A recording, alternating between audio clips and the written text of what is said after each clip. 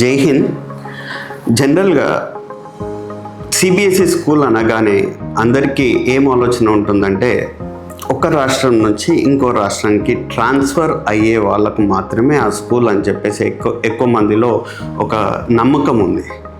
యాక్చువల్గా మనం national education policy plus 2023లో కొత్త కరికులం ఏదైతే రిలీజ్ అయిందో దాని ప్రకారం చూసినట్టయితే సెంట్రల్ గవర్నమెంట్ ఏం చేసిందంటే ఒకవేళ సిబిఎస్ఈ స్కూల్లో చదివితే సరిపోతుంది, ఆ కరికులంతో డైరెక్ట్గా జేఈ మెయిన్స్ అడ్వాన్స్లో సీట్ వచ్చే విధంగా ప్లస్ ఏ కాంపిటేటివ్ ఎగ్జామ్ రాసినా కూడా డైరెక్ట్ వాళ్ళు సెలెక్ట్ అయ్యే విధంగా ఆ కరికులంని రీడిజైన్ చేయడం జరిగింది.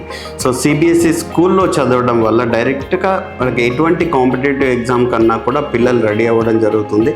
అండ్ తల్లిదండ్రులందరూ కూడా దీన్ని గ్రహించి మీ పిల్లలకు గవర్నమెంట్ ఉద్యోగాలు వచ్చే విధంగా చేసుకుంటానని చెప్పేసి ఆశిస్తున్నాను.